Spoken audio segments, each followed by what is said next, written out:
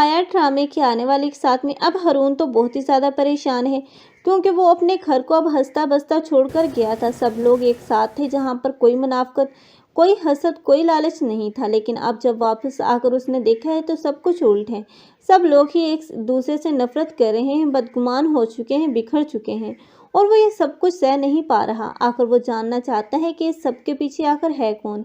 इसलिए वो इरम से मुलाकात करेगा और इरम पर जो इल्ज़ामात लगाए गए हैं वो तो पहले उनकी वजाहत करता हुआ नजर आएगा। इरम उसे बताएगी कि जो भी इल्ज़ाम लगाए गए हैं वो हाया ने लगाए हैं। हो सकता है कि हारून को भी यकीन आ जाए, क्योंकि वो भी जान जाएगा कि हाया वाकई ही अब देखने में एक चालाक और शातिर लड़की नजर आ रही है। लेकिन अब मुबारक मस्तूर है, जिसकी आंखों पर तो अब हाया की मोहब्बत और उसकी अब छोटी अपनायत की जो पट्टी बन चुकी है, वो समझती है कि हाया ही समझदार है और वही इस काबिल है कि वो इस घर की जिम्मेदारियां और इस घर का बोझ उठा सके। लेकिन हाया दरअसल वही इस घर की बुनियादों को कमज़ोर करना चाह रही है।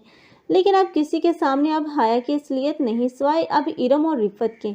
लेकिन रिफत वो भी अब सोनिया के मामले में ही हाया का सच जानती है, लेकिन बाकी जो कुछ भी हो रहा है उसमें वो नहीं जानती कि ये हाया ही की एक गेम है।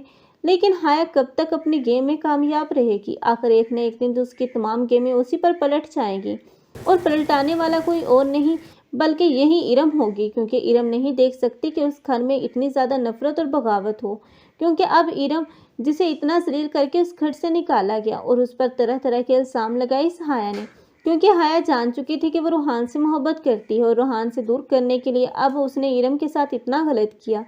लेकिन इरम, अब वो उसकी शादी तो हारून के साथ होती हुई नजर आएगी, लेकिन ये हाया कभी नहीं चाहेगी कि हारून के साथ भी अब इरम की शादी हो। वो इस शादी में भी अब मदाखलत करती हुई नजर आएगी। आप लोगों को ये ड्रामा कैसा लग रहा है और इस ड्रामे में किसकी एक्टिंग को लाइक कर रहे हैं? कमेंट सेक्शन में अपनी कीमती राय का इज़हार लाजमी करें। मज़ीद ऐसे रिव्यूज़ के लिए हमारे चैनल को लाजमी सब्सक्राइब कर लें। अगर आप लोगों को हमारी वीडियो अच्छी लगी हो तो वीडियो को लाइक करना मत भूलिएगा। अल्लाह हाफिज़।